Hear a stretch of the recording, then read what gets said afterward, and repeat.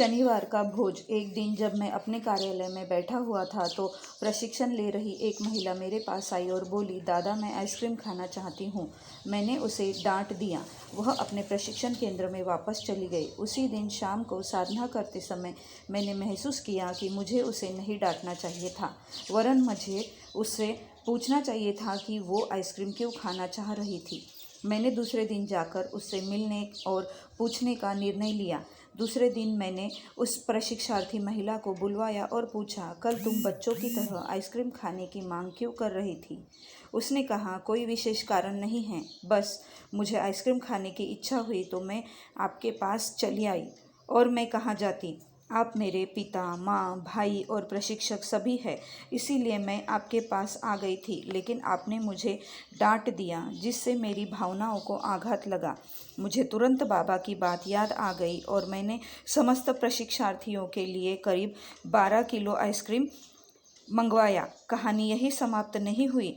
अब तक बाबा की कृपा से हमारी बेकरी अच्छी तरह चल रही थी, जहां हम डबल रोटी, पिज़्ज़ा, केक और इसी तरह के विभिन्न पदार्थ बनाया करते थे। एक अलग विभाग भी था जहां हम मूंगफली से संबंधित भुनी हुई मूंगफली, मूंगफली का बटर, मूंगफली की मिठाइयाँ भी बनाते थे।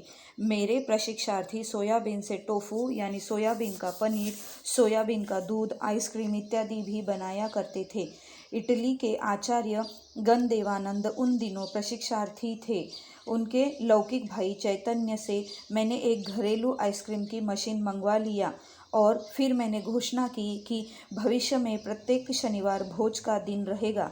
उस दिन प्रशिक्षार्थीगण दुनिया की किसी भी प्रकार की खाद्य सामग्री या कोई भी पकवान खाना चाहे तो वे आपस में मिलजुल कर बनाकर खा सकते हैं।